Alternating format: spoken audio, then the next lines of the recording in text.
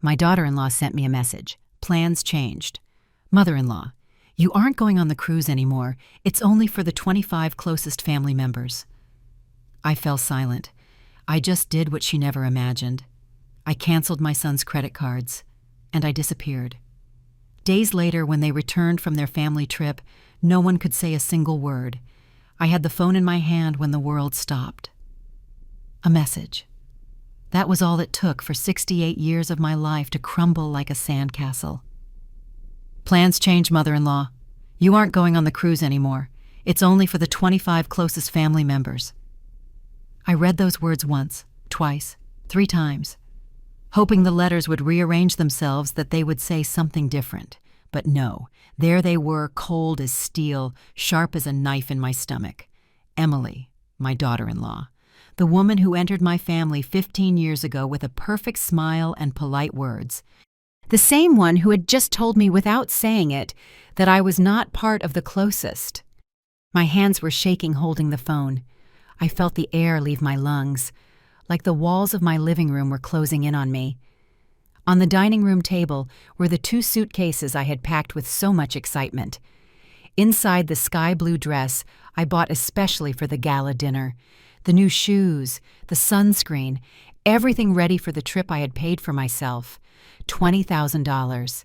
That Caribbean cruise that Emily had dreamed of since she was a girl, that my son Daniel begged me to finance because the family needs these moments, Mom, that I organized thinking that finally, after giving so much, I would be included, that I would be for once part of the circle. But there was the truth, bright and cruel, on my phone screen. I was not close family. I was the wallet, the source of money, the old woman who signs checks and then gets left behind. I sat there on that armchair where I had rocked my grandchildren so many times, where I embroidered tablecloths for their house, where I waited for calls that almost never came, and something inside me, something that had endured years of subtle slights and honey-poisoned words, finally broke. I didn't cry. Not yet. I just sat there. In that heavy silence that smells like cold coffee and dead hopes, holding a phone that had just confirmed what I always knew deep down. To them, I was expendable. But what Emily didn't know, what none of them imagined, is that this quiet woman, this understanding mother-in-law, who never made a fuss, had just made the most powerful decision of her life. I was going to disappear.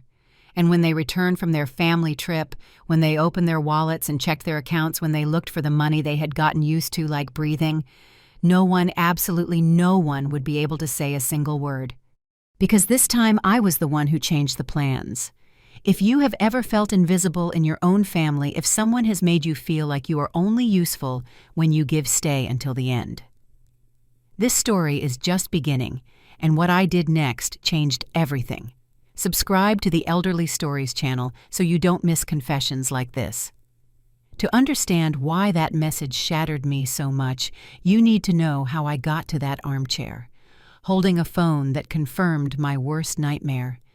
It all started 10 years ago when I lost Robert. My husband died of a heart attack while pruning the roses in the garden. He fell among the flowers he cared for so much, and I was left alone in a house that suddenly seemed too big, too silent, too empty. Daniel was my only son, my reason for living after Robert was gone. When he showed up at my door 3 days after the funeral with red eyes and a broken voice telling me, "Mom, I promise you will never be alone," I believed him. I wanted to believe him. Emily came into my life 6 months later. She was pretty polite with that smile that didn't quite reach her eyes. But Daniel looked at her like she was the sun. I thought, if he's happy, I'm happy. The wedding cost $45,000. I paid every cent. The hall, the catering, the music, even the wedding dress Emily chose from a high-end boutique downtown. "It's just that my family doesn't have the resources, Mom," Daniel explained. "You understand, right?" I understood. I always understood. 2 years later, they needed an apartment. Daniel worked in sales, but his salary barely covered the basics. "Mom, if we had our own place, we could grow, start a real family. $480,000. That's what the 3-bedroom apartment in a residential area cost. I put it in his name, of course." So he has security, the notary told me. So my son has something of his own, I replied. Then came the business. A sports supplement store that Daniel swore would be our financial salvation. $75,000 in seed money. Inventory rent permits everything. In 2 years, I'll pay you back every last dollar, Mom. I swear on my father's grave. I never saw a cent back. But the grandchildren arrived, and with them new hope. Mason and Chloe, my beautiful babies. I thought with them everything would change, that the family would unite, that I would have a new purpose. I bought them cribs, strollers, clothes, diapers. I paid for pediatricians, daycare, swimming lessons. Every birthday was a party I financed. Every Christmas, I was the one who filled the tree with gifts. And the monthly allowance, $3,500. Every month religiously. To help with expenses so Emily wouldn't have to work and could dedicate herself to the children. So my son wouldn't feel the weight of responsibility. In 10 years, I calculated once I invested so much in them. And what did I get in return? 5-minute calls on Sundays, forced visits on my birthday where Emily checked her phone every 10 seconds, grandchildren who called me Grandma Ophelia with the same distance they would greet a neighbor. But I kept giving, because that's what mothers do, right? We give until there's nothing left. We love until we forget to love ourselves. Emily was never openly cruel. She was worse than that. She was polite, correct, cold as marble. When I suggested something, she would smile. What a nice idea, mother-in-law. But I think we'll do it differently. When I arrived unannounced, her gaze said everything her mouth kept silent. What are you doing here? Daniel became a stranger with my face. He justified everything. It's just, Emily has her own way. You know how women are now, Mom. They're independent. She's just tired with the kids. Her family is different, more reserved. There was always an excuse. I was always the one who had to understand, adapt, be quiet. And I kept quiet. For years swallowing every slight like bitter but necessary pills. Until that message. Until they told me, without anesthesia, that after paying $20,000 for a cruise, I didn't deserve to be there. That I wasn't one of the closest. And there, sitting in that armchair with my bags packed and my heart shattered, something woke up in me. Something that had been asleep under years of submission and unrequited love. A cold, calculating, definitive anger. But before I acted, I needed to understand one more thing. I needed to confirm if this was a mistake, a bad last-minute decision, or if this was really how they saw me. What I discovered 3 days later removed every last trace of doubt. 3 days before I received that message, I still had hope. It was Thursday afternoon. I had gone to Daniel's apartment to bring them a casserole I had prepared, my mother-in-law's recipe, the recipe Robert loved. The one I guarded like a family treasure. I thought Emily would like it. I thought we could share something. I rang the bell twice. No one answered, but I heard voices inside. Laughter. I used the spare key Daniel had given me for emergencies. I walked in quietly, holding the hot casserole in my hands. Daniel, Emily, it's me, I brought food. More laughter from the master bedroom. And then I heard it. Emily's voice loud and clear, talking on speakerphone. Oh, Mom. You won't believe the act I had to pull.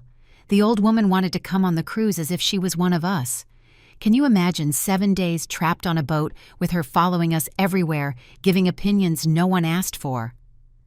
I froze in the living room. The casserole dish trembled in my hands.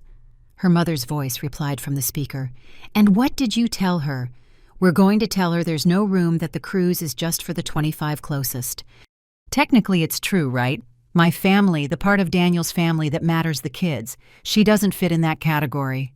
Laughter. They both laughed, as if they were talking about canceling a magazine, not excluding the woman who had paid every dollar for that trip.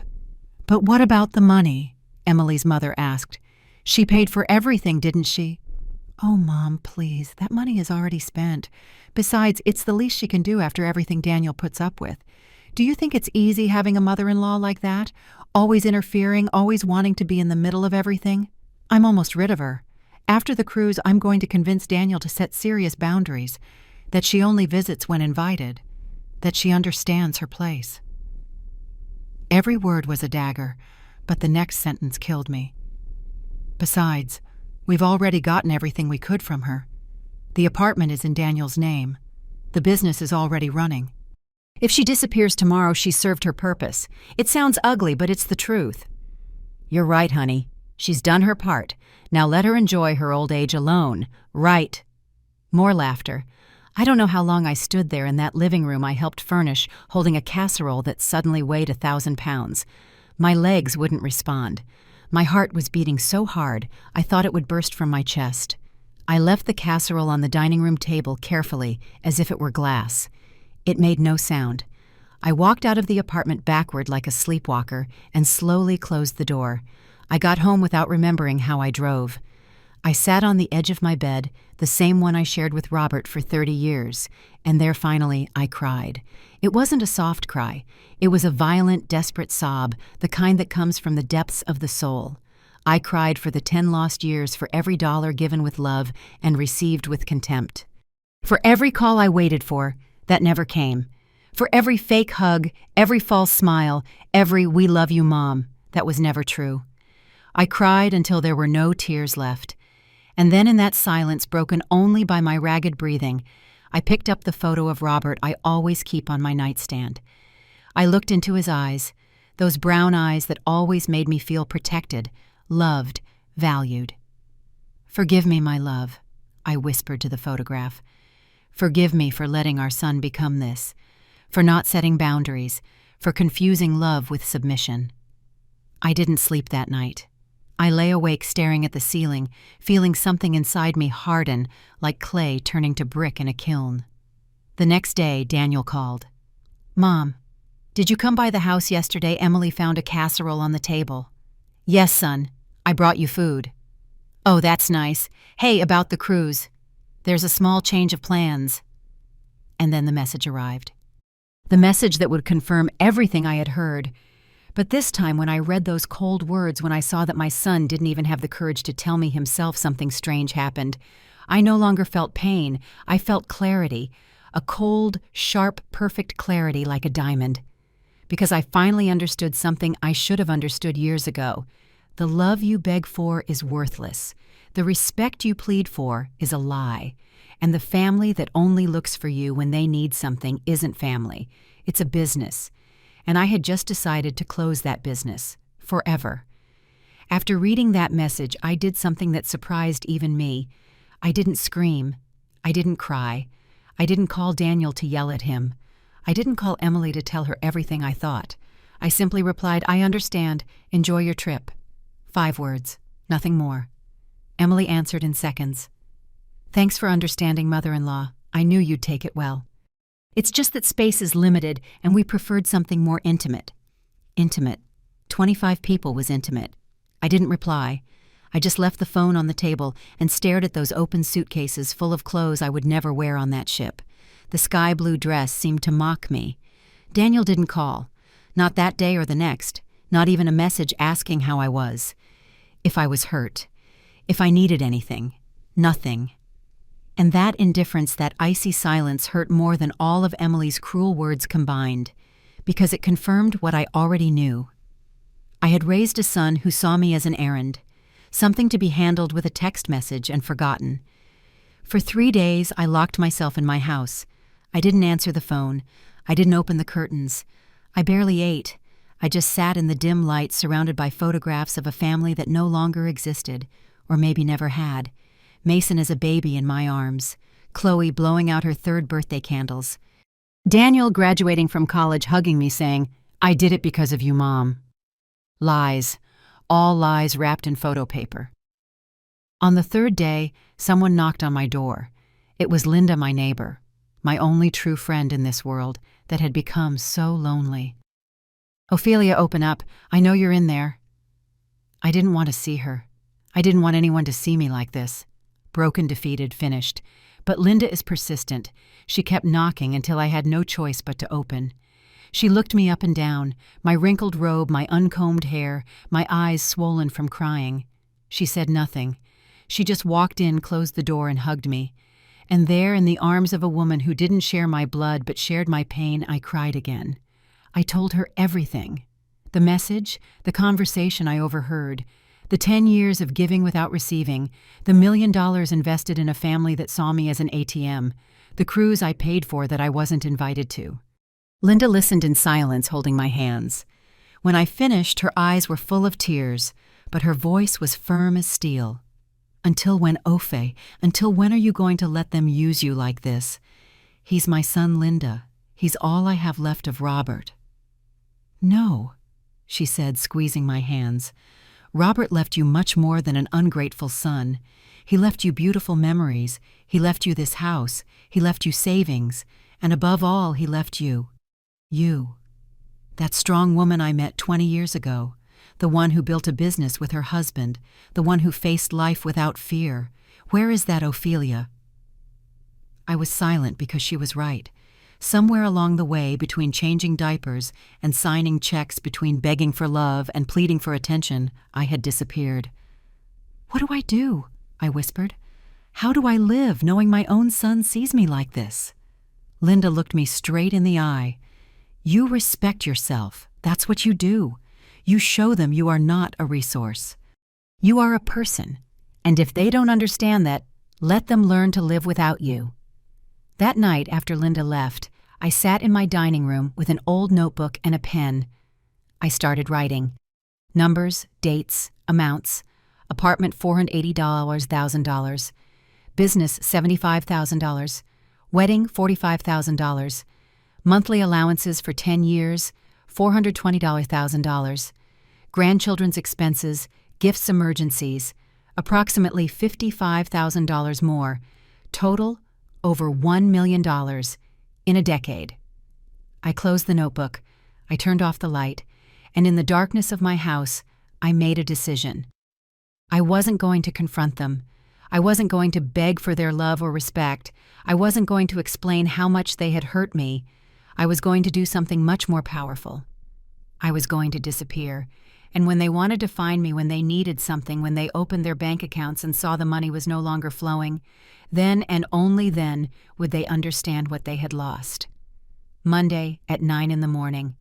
I walked into the bank with my back straighter than ever. I wore my best suit, the pearl gray one Robert gave me for our 20th anniversary. I put on makeup, did my hair, wore my pearl earrings. I needed to look like what I was, a woman with the power to decide, not a victim. Good morning, Mrs. Ophelia, greeted Ricardo, the executive, who had managed my accounts for years. How can I help you? I need to cancel some additional credit cards, I said with a calmness that surprised me. Ricardo checked his computer. The cards in your son Daniel's name, correct. They have an $18,000 limit. Those are the ones. Cancel them. There was an awkward silence. Ricardo looked at me with genuine concern. Mrs. Ophelia, are you sure these cards have been active for 8 years? Did something happen? Nothing that concerns you, Ricardo. Just do as I ask. He typed nervously. Done. The cards will be inactive in 1 hour. Anything else? Yes. I want to withdraw $40,000 in cash. Now he was alarmed. Ma'am, that's a considerable amount. Wouldn't you prefer a transfer? It's safer. In cash, Ricardo. He made me sign papers. He asked for additional ID. He warned me about the risks of carrying so much cash. I just nodded, waiting. 40 minutes later, I walked out of the bank with an envelope full of bills in my purse.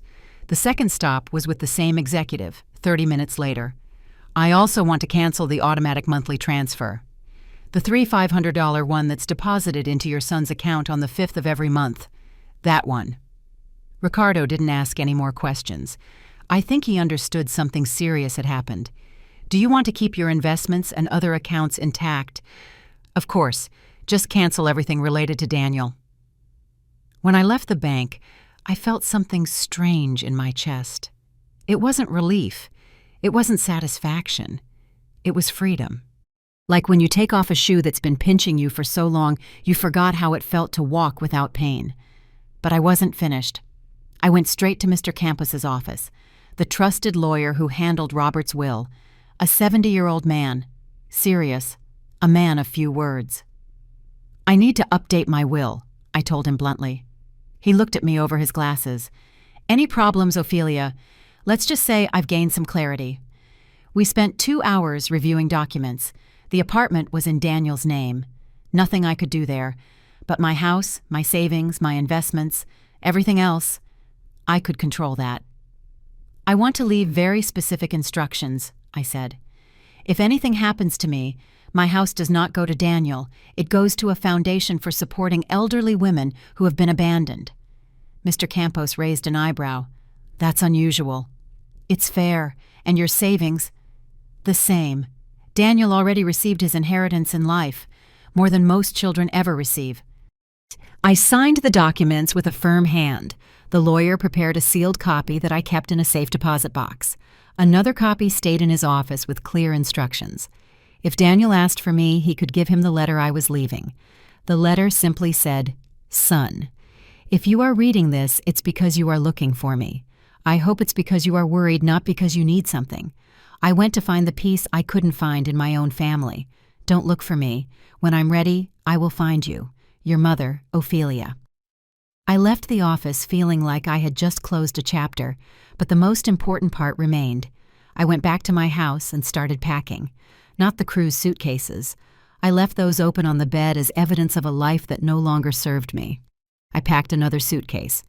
Comfortable clothes, flat shoes, photos of Robert, my grandmother's recipe book, my important documents. I called Linda. "Can you watch my house? What are you going to do, of?" "Something I should have done years ago. I'm going to disappear." "Where will you go?" "Remember Haven Bay, the town where Robert and I used to vacation." "Oh, Ophe, you haven't been there in years." "Exactly. No one will look for me there. No one knows I still have connections in that place." Linda was quiet for a moment. Then she said, "When are you leaving?"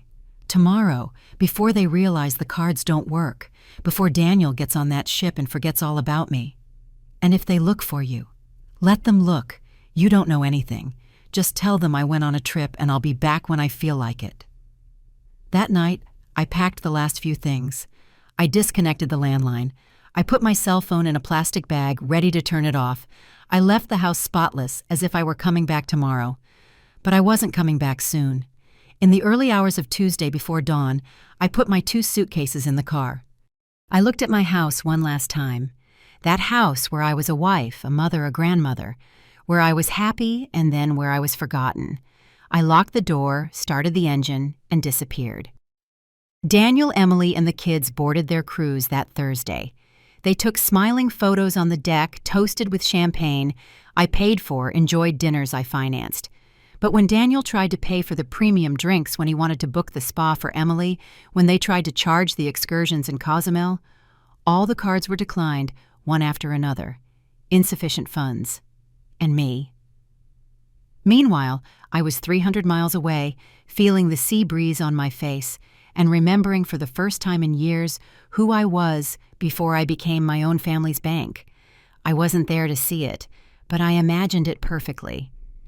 Daniel on the ship's deck in his white linen shirt and those expensive sunglasses I gave him for his birthday. Emily at his side in a sundress that probably cost more than I spent on clothes in a year. The kids running around. Emily's family taking pictures. Happy. Celebrating. Celebrating a trip I paid for, to which I was not invited. I imagined it all. And strangely, it didn't hurt anymore. I just felt a cold calm, like when you see storm clouds in the distance and know you're not going to get wet because you're already under shelter. According to what Linda told me later, it all started the first day on the ship. Daniel wanted to order a bottle of wine at dinner, an $80 wine. Nothing crazy for someone used to his mother paying for everything. He handed the card to the waiter. "Declined, sir." "Impossible. Try again." The waiter tried 3 times. The same screen, the same word, declined. "It must be a system error," Daniel said, sweating. He pulled out the other card, the backup. "Try this one." Same result. Emily looked at him from across the table with those eyes I knew well, the eyes that said seriously, "You're going to embarrass me in front of my family." "Excuse me?" Daniel said, getting up. "I'm going to call the bank. It must be a security issue because we're traveling." But it wasn't a security issue. He called the bank from his cabin. The automated recording informed him, "The cards ending in 4829 and 5561 have been canceled at the request of the primary cardholder." Daniel dialed my number. Once, twice, 10 times. Voicemail. "Mom, call me. There's a problem with the cards. You must have canceled something by mistake. Please call me urgently." I was in Haven Bay, with my phone off, walking barefoot on the beach, feeling the sand between my toes. Free. The second day of the cruise, Emily wanted to book a spa treatment. Hot stone massage, facial manicure. The whole $250 package. "I'm sorry, ma'am. We need a valid payment method." "My husband has onboard cards." "Yes, but for premium services we need an additional charge, and the cards you registered aren't working." Emily had to cancel. In front of her mother and sisters, who already had their appointments confirmed. The humiliation in her eyes must have been delicious. The third day, the excursions in Cozumel. Everyone got off the ship excited. Emily's family booked a private snorkeling tour. $400 per person. Daniel tried to join. "How will you be paying, sir? Credit card. You already know the result." Emily's family left on the private boat. Daniel, Emily, and the kids were left on the dock watching them go. Mason asked, "Dad, why aren't we going?" He had no answer. They ended up taking a $5 group tour, sharing a boat with 30 other tourists. Emily didn't speak the entire time. She just stared at the horizon, her jaw tight. That night in the cabin, she exploded. "What did you do to your mother? Why did she cancel the cards?" "I don't know, Emily. She's not answering. No calls, no messages. It's like she vanished." "Well, you'd better fix it. You're making me look ridiculous in front of my family. Do you know how many times my sister has commented that we can't afford anything? How many pitying looks I've gotten? And what do you want me to do? I don't know where she is. Find her. She's your mother, for God's sake. How can she just disappear like this?" Daniel tried calling Linda. She answered with a calm, almost bored voice. "Ophelia." "Oh, yes. She told me she was going on a trip. Didn't say where. Said she needed time for herself." Time for herself. Seriously, right now. "Daniel, your mom is 68 years old and has never done anything for herself. I think she deserves it. Don't you?" "Did she say when she's coming back?" "No, and frankly I wouldn't be surprised if she takes all the time in the world." He hung up. The rest of the cruise was a silent disaster. Daniel and Emily ate at the basic buffet while the rest of the family went to the specialty restaurants. They drank water while others ordered cocktails. They stayed on the ship while others went shopping in the ports. And every time Emily's parents asked, "Are you sure you don't want to come? Are you on a budget?" the humiliation grew. On the last day when the ship returned to port, Daniel had deep, dark circles under his eyes. Emily hadn't spoken a word to him in 2 days. The kids were confused, feeling the tension but not understanding it. As they disembarked, Emily whispered to him with venom, "Your mother did this to us on purpose. And when you find her, you're going to have to choose Daniel. It's either her or me, because I refuse to keep living like this." Daniel nodded, defeated. In his mind, I was the villain, the selfish mother who had abandoned them at the worst possible time. They still didn't understand anything. Because while they were getting off that ship humiliated and confused, I was in Haven Bay drinking coffee on the porch of a small house facing the sea, watching the sunrise, and feeling something I hadn't felt in years. Peace. And I was just getting started. Because what they would find when they got home, what they would discover in the next few days, that was what would truly change everything. Haven Bay hadn't changed in 10 years. The same cobblestone streets, the same colorful houses faded by the sun, the same smell of salt and fresh tortillas coming from the diners at dawn.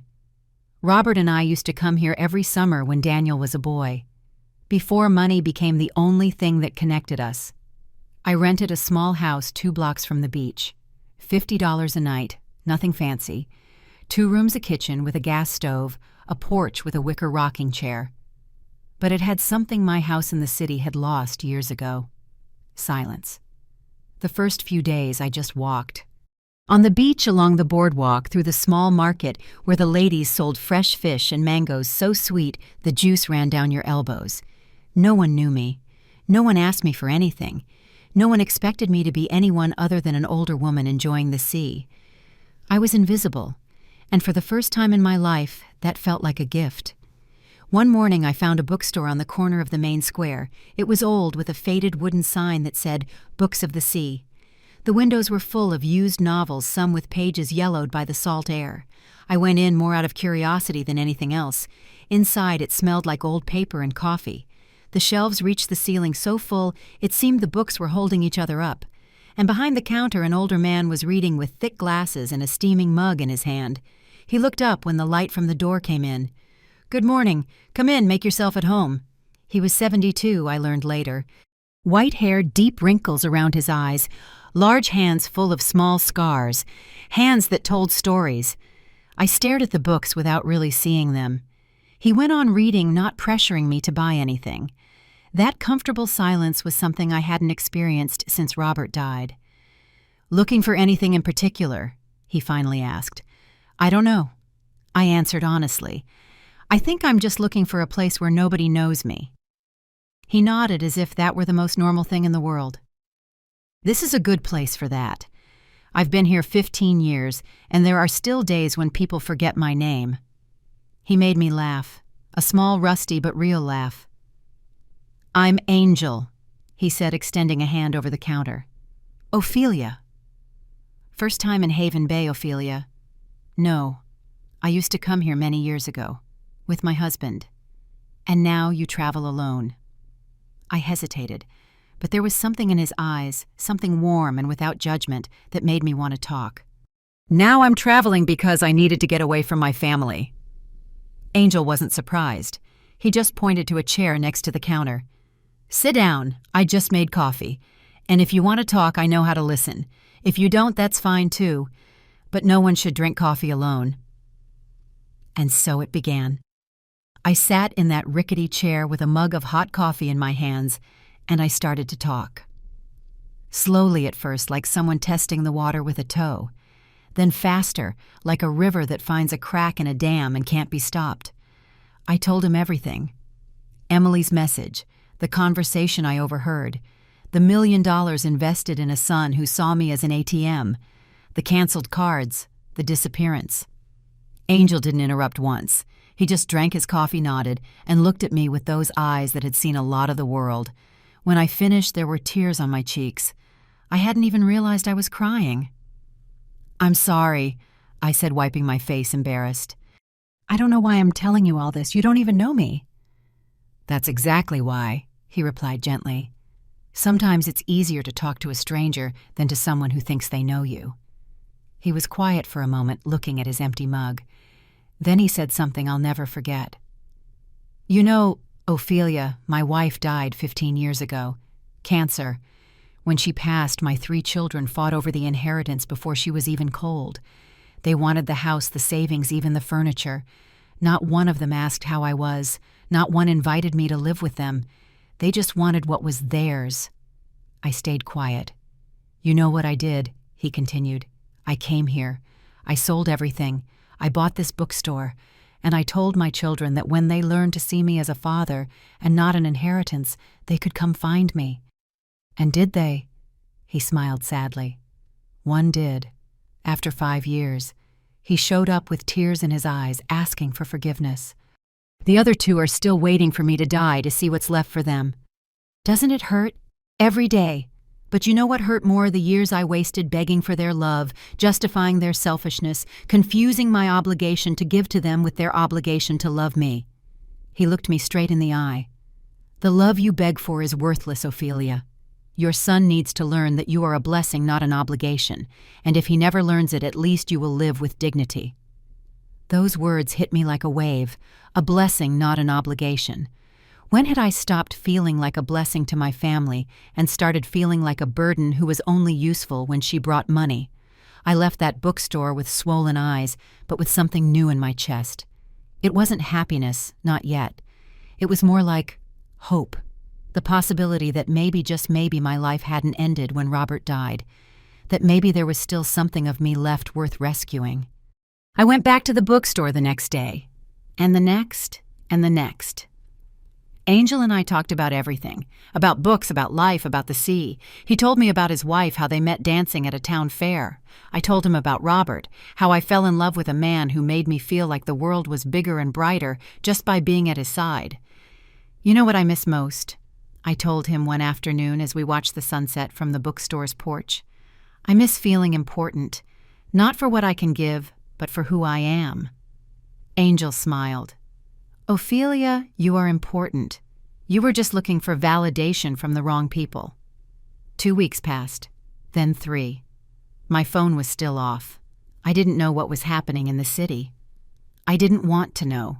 Every morning I walked on the beach. Every afternoon I visited Angel at the bookstore. At night, I sat on my porch listening to the waves and wrote in an old notebook. I wrote everything I had kept silent for years. The anger, the pain, the disappointment. But I also wrote about the sea, about the coffee, about the conversations with a wise old man who was teaching me to see myself through different eyes. And slowly, very slowly, something inside me began to heal. But peace doesn't last forever, because one afternoon while I was helping Angel organize books in the back room, Linda finally managed to track down the phone at the only hotel in town. Oph, I found you, and I need you to know something. Daniel is desperate. He's been to your house every day. The business is in trouble. Emily is driving him crazy. And now, he's coming your way. Linda told him where you are. My blood ran cold. When does he get here? Tomorrow. I hung up the phone with shaking hands. Angel looked at me from behind the counter. The storm has arrived. I nodded. Then prepare yourself, Ophelia, because this is going to be the most important conversation of your life. Daniel arrived in Haven Bay the next day around noon. I saw him from the bookstore window. His gray SUV, the one I helped him buy 3 years ago, kicked up dust on the dirt road. He was alone. No Emily, no kids. He parked in front of the square and got out clumsily as if he hadn't slept in days. He was wearing the same wrinkled clothes, a beard of several days' dark circles so deep they looked like bruises. He looked destroyed. And for a second, just 1 second, my mother's heart wanted to run out and hug him, to tell him everything would be okay to fix whatever was broken in his life. But then I remembered the message, the conversation, the 10 years of contempt disguised as love. And I stayed still. Angel put his hand on my shoulder. Do you want me to stay with you? No, I have to do this alone. I left the bookstore before Daniel could see me there. I walked to the little house I was renting knowing he would ask and someone would tell him where I was. This town was small. Secrets didn't last long. I sat on the porch in the wicker rocking chair and waited. It took him 20 minutes to find me. When he appeared at the corner sweating from the heat and desperation, our eyes met. And I saw something in his eyes I didn't expect to see. Fear. Mom, he said, his voice breaking. Mom, I finally found you. I didn't answer. I just looked at him waiting. He approached the porch, climbed the steps as if his feet were made of lead, and collapsed on the floor in front of me. He literally knelt there on those old wooden planks and began to cry. Forgive me. Please forgive me. He cried like a child with sobs that shook his whole body, and I just sat there rocking my chair slowly, saying nothing, because there were words that needed to come out of him before I could say mine. I don't know what happened, he said between sobs. One day we were on the cruise and suddenly everything fell apart. The cards didn't work. You didn't answer.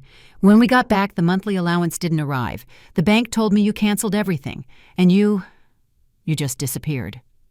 I remained silent. The business has debts, Mom. $8,500 that I can't pay. The suppliers are calling me every day. I had to sell the SUV. I managed to get $38,000 for it, but it all went to paying off the most urgent things. Now we're driving an old car that barely runs. Well, that surprised me. The SUV he showed off so much. Sold. Emily is furious. She says this is my fault, that I should have taken better care of you, maintained the relationship. Her family humiliated her the whole cruise. And when we got back, when they found out we had no money, they started treating us differently. Colder, more distant. How ironic. Now he was experiencing what I had lived through for years. The kids ask about you. Mason asks why Grandma Ofe doesn't come to see them anymore. Chloe drew a broken heart and asked me if she did something wrong. That hurt. The children weren't to blame. Daniel looked up, his eyes red and swollen. Why, Mom? Why did you leave like that? Why did you punish us this way? And that's when I finally spoke. Punish you? My voice came out colder than I expected. Daniel, I didn't punish you. I just stopped being your ATM. He fell silent, but there was confusion on his face, as if he genuinely didn't understand. I took an envelope from my bag, the envelope I had prepared with Mr. Campos, the breakdown of every dollar invested in him for 10 years. Read it, I said. He opened it with trembling hands. I watched his eyes scan the figures. Apartment, business, wedding, monthly allowances, grandchildren's expenses, gift after gift after gift. Over $1 million, I said when he finished reading. That's what I invested in you in 10 years, Daniel. Over $1 million. Mom, I didn't know it was that much. No, of course you didn't know, because you never asked. You never cared where the money came from, only that it kept coming. That's not true. I love you, Mom. You love me. Really? I leaned forward in the rocking chair. Do you know how many times you called me last year? 12. 12 times in 365 days. And of those 12, 10 were to ask me for money or a favor. He was speechless. Do you know what I heard 3 days before you sent me that message, Daniel? He looked at me with genuine fear. I went to your apartment to bring you food. You were in the bedroom. Emily was on the phone with her mother, and I heard her say clearly that she was almost rid of the old woman, that I wasn't going on the cruise because I wasn't part of the closest, that you had already gotten everything you could from me, and that if I disappeared tomorrow, I had already served my purpose. Daniel turned pale. And do you know what the worst part was, son, that you never defended me? That when that message came excluding me from the trip I paid for, you didn't even have the courage to call me. You sent me a text message, like I was a secretary you were canceling an appointment with. Mom, you turned me into your ATM, Daniel. You took away the only thing I had left after losing your father, my dignity. Tears were streaming down his face, but I couldn't stop now. 10 years of silence poured out of me like a flood. Do you have any idea how many nights I cried alone in that house? How many times I prepared food to bring you and Emily, left it in the fridge untouched? How many times your children called me only because you forced them to? I'm sorry, I'm truly sorry. You know what a friend told me a few weeks ago, I continued. He said the love you beg for is worthless, and he was right. I spent 10 years begging for your love, justifying your selfishness, confusing my obligation to give to you with your obligation to love me. Daniel was sobbing on the porch floor, completely broken. I loved you with everything I had. I said, my voice breaking now, too. I gave you everything. My time, my money, my peace. And you gave me scraps. 5-minute calls, forced visits. Grandchildren who see me as a stranger because you never taught them to value me. What do you want me to do? He asked between sobs. Tell me what to do, Mom. I'll do anything. I was quiet for a long moment, looking at this 40-year-old man kneeling on my porch, pleading. He looked like a lost child, and a part of me wanted to fix everything, to go back to being the mother I always was. But the other part, the part that had grown in these weeks by the sea, the part that learned to value herself, that part said, I don't want you to do anything for me, Daniel. I want you to do it for yourself. And because if you don't learn now, if you don't understand what you did wrong, you're going to repeat this with your children. And one day Mason or Chloe will look at you the same way you looked at me, as a resource, not as a person. I don't I don't see you like that." "Yes, you do. Maybe not consciously. But when you only call when you need something, when you justify every slight from your wife, when you exclude me from a trip I paid for. Yes, you see me like that." I stood up from the rocking chair. He remained kneeling. "I'm going back to the city," I said, "but not to your life. Not yet. First, I need you to prove something to me." "What?" "That you can live without my money, that you can support your family on your own, that you can teach your children that their grandmother is a person who deserves respect, not a wallet with legs. And if I change, then maybe, just maybe, we can rebuild something, but it will be something different. Because I am no longer the mother who puts up with everything. Now I am the woman who only accepts what she deserves." I left him there on the porch crying as I had never seen him cry. I went into the little house, closed the door, and leaned against it trembling. It had been the hardest conversation of my life, but also the most necessary. Daniel stayed in Haven Bay for 2 more days. Not in my little house. I told him if he wanted to talk, we would meet in public places. I was no longer going to let him invade my space, my peace, my little refuge by the sea. We met in the square on the boardwalk at the local diner. Short, awkward conversations full of heavy silences that neither of us knew how to fill. He told me things I already knew, but that hurt more coming from his mouth. The business was on the verge of closing. Without the monthly deposits, he couldn't cover expenses. He had to lay off 2 employees. Suppliers were threatening to sue. Emily blamed him for everything. "You ruined the relationship with your mother. You let her leave. You got us into this mess." They argued every night, in front of the children.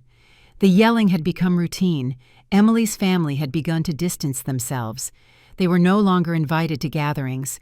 Calls weren't answered with the same warmth, because without money, without the appearance of success, Daniel and his family were no longer interesting.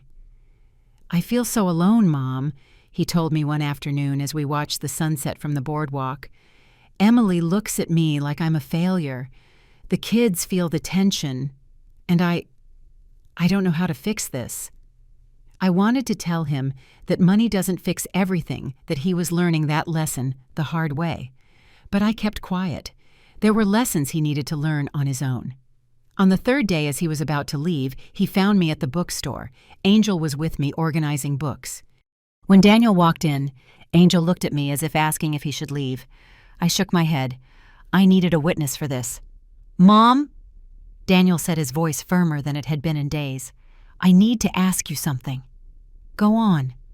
"I need you to come back, to come home, for us to go back to how we were before." There was a long silence, so long I could hear the wall clock ticking. "How we were before," I repeated slowly. "You mean when I gave everything and you took without even saying thank you, when you only called when you needed something, when you excluded me from trips I paid for? No, Mom, I mean when we were a family." "Daniel," I said, and my voice sounded tired, "we were never a family. I was the bank and you were the clients." "That's not fair." "Not fair." I felt the anger I had been controlling start to rise. "You know what's not fair, investing over $1 million in a son who can't call once a week just to ask how you are. That's not fair." Daniel looked down. "I'm going to ask you a question," I continued, "and I want you to be completely honest. When was the last time you asked me how I was? Not my health, not my money. Me, my feelings, my dreams, my loneliness." He stayed quiet, thinking, searching his memory. He found nothing. "You don't remember, do you?" My voice broke. "Because you never asked."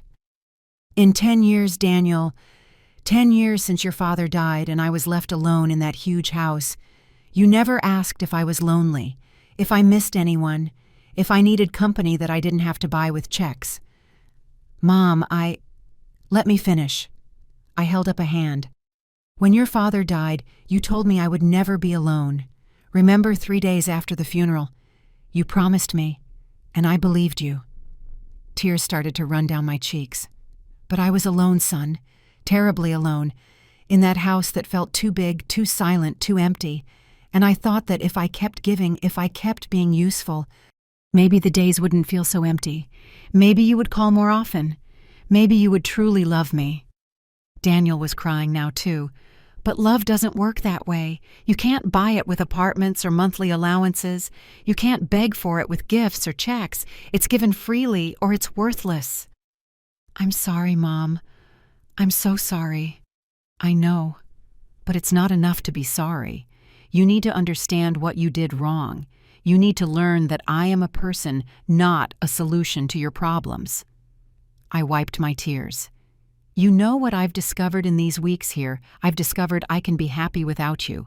That I can wake up in the morning without worrying if you'll call or not.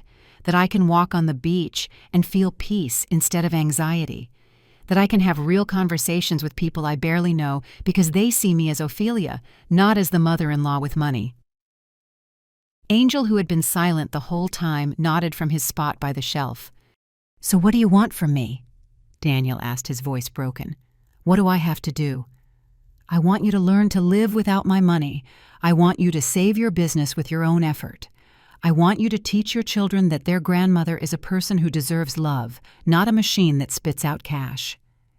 And if I can't, if I fail, then you will fail, and you will learn, because that's how you grow, Daniel, by falling and getting back up, not by waiting for someone else to always catch you. I took another thicker envelope from my bag. This, I said, handing it to him, is a notarized document. It's the complete breakdown of everything I invested in you, every dollar, every date, every item. He opened it, page after page of numbers, receipts, transfers.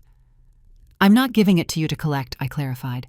I'm giving it to you so you can see it, so you understand the magnitude of what you received. And so that one day when Mason or Chloe ask you for something, you remember this, and you don't make the same mistakes I made with you. What mistakes?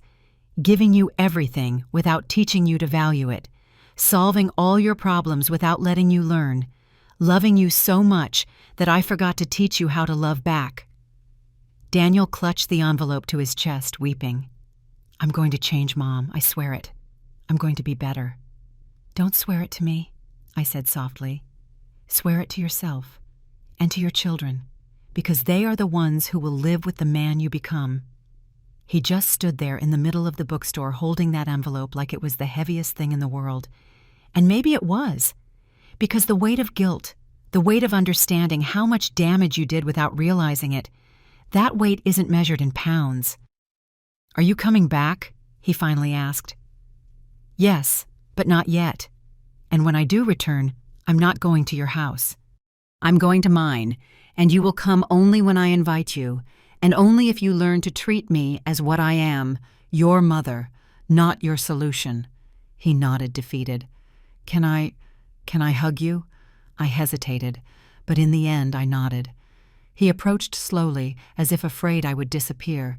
He hugged me with desperation, with that cry of a child who realizes he broke something he doesn't know how to fix. I love you, Mom, he whispered against my shoulder. I love you too, son. That's why I'm doing this. Because true love isn't letting someone use you. It's teaching them to be better. He left that afternoon. I watched him get into his old car and drive off down the dirt road, kicking up dust that glowed golden in the afternoon light. When he was out of sight, Angel came over and put a hand on my shoulder. You did the right thing, Ophelia. Then why does it hurt so much? Because love always hurts when it has to choose between the heart and dignity. But you chose well.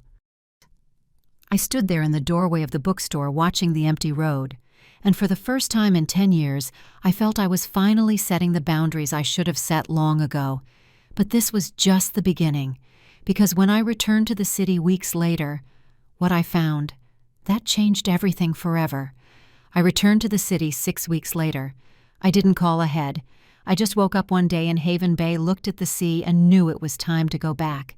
Not because I missed them, but because I was finally ready to face my life with the strength I had found by the waves. Angel saw me off in the square with a long hug and a book wrapped in brown paper. For the road, he said, And so you remember you always have a friend here. Will I see you again? If you want to, but not as the woman who ran away, as the woman who chose to stay with herself. I drove the 5 hours back with the windows down, feeling more alive than ever. When I got to my house, Linda was waiting on the porch with a huge smile and tears in her eyes. Oh, I thought you'd never come back. I thought so too. She hugged me tight, and we went inside that house I had left empty weeks before. It smelled musty of dust of abandonment, but it also smelled like home. I have to tell you everything that happened, Linda said, making coffee. And a lot had happened. Daniel had returned devastated. Emily met him with fury, with accusations, with threats of divorce. Your mother abandoned us because of you, she yelled. But something had changed in Daniel. For the first time in 15 years, he stood up to her. No, he said. My mother didn't abandon us. She took away what we didn't deserve. And she was right. Emily was speechless. You showed her your true face, Daniel continued. You treated her like trash, and I allowed it. But that's over. That conversation ended in a brutal fight. Emily threatened to leave. Daniel told her that if the only thing keeping her there was his mother's money, then she should go. She didn't leave, but something broke between them.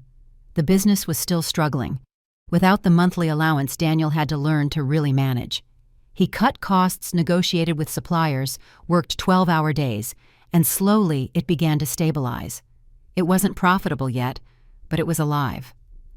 And the kids? I asked. Linda smiled. That's the good part. Daniel talked to them. He explained in kids' terms that he had treated his grandmother badly, that you weren't a machine for giving things, but a person who deserved love. He really did that. He did. Mason cried. He said he missed your bedtime stories. Chloe drew a heart and wrote, "For Grandma Ofe," in shaky letters. I felt my eyes fill with tears. Daniel comes here every week, Linda continued. Knocks on the door, sits on your porch, and waits even though you're not here. He just waits. Like he's telling you he's not giving up. I didn't say anything. I spent a week organizing my house cleaning, getting resettled. And every afternoon I'd look out the window waiting. I didn't know for what. On Saturday, while I was watering the garden, I heard the gate. It was Daniel. But he wasn't alone. Mason and Chloe were running ahead of him with drawings in their hands and nervous smiles. "Grandma!" Mason yelled and ran to me. I knelt just in time to catch them. I hugged them tightly, feeling their warm little bodies, their giggles. "We missed you," Chloe whispered. "Dad told us we were bad to you." "You weren't bad, my love. You are children. The adults were the ones who made mistakes." Daniel stood in the garden, hands in his pockets, watching me with different eyes, eyes that finally saw me. "Hi, Mom." "Hi, son. Can we talk?" I nodded. The kids ran off to play, while Daniel and I sat in the same chairs where we had shared so much coffee and so many lies. "I sold the SUV," he said right away. "I got $38,000, paid all the business debts. I also sold the home gym equipment, the big TV, things we didn't need. We're living on the basics now." "And how does that feel?" "Exhausting, but also liberating. For the first time in years, I don't owe anything. Well, except to you. But that's not paid with money." "No," I agreed. "It's not. Emily is changing. Or maybe she's just accepting things are different. She doesn't yell about money anymore. Now she yells because I'm never home because I work too much. Normal complaints, I think. Marriage complaints, not business partner complaints." "And you? How are you?" He was quiet for a long time. Tired, scared, but also proud. For the first time in my life, I'm building something with my own hands, without your money, without shortcuts. And it hurts, Mom. It hurts a lot. But it's mine. I smiled. A sad smile, but a real one. "That's all I ever wanted, son. For you to learn to stand on your own. The kids ask about you every day. Mason wants you to teach him how to make tamales like you used to. Chloe wants you to read her bedtime stories. And you, what do you want? He looked me straight in the eye. I want to get my mom back, not my bank, my mom, the woman who taught me to ride a bike, the one who patched up my skinned knees, the one who held me when I had nightmares. That mom. Tears ran down my cheeks. That mom never left Daniel. She was just buried under all the invoices and checks. But I needed you to look for her, not her money. I'm sorry. For everything. For the 10 lost years. For not seeing you. For using your love like it was infinite and indestructible. A mother's love is infinite, I said softly, but it's not indestructible. And you almost broke it, son. Almost. Almost. Almost. But I'm here. Hurt, tired, different. But I'm here.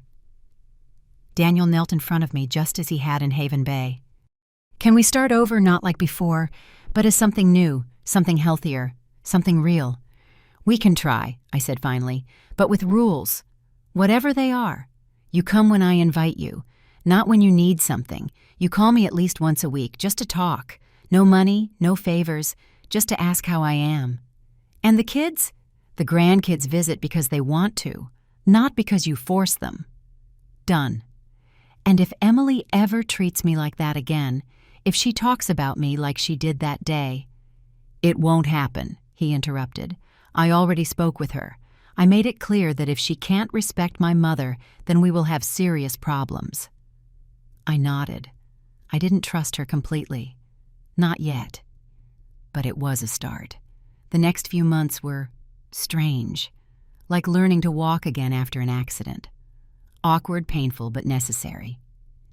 Daniel called every Wednesday and Sunday, just to talk. He'd tell me about the business, the kids, the small victories and big defeats. And I'd tell him about my garden, my walks, my new friends at the book club I'd joined. The grandkids came on Saturdays. Not every Saturday, but enough. And when they came, it was different. They hugged me tightly.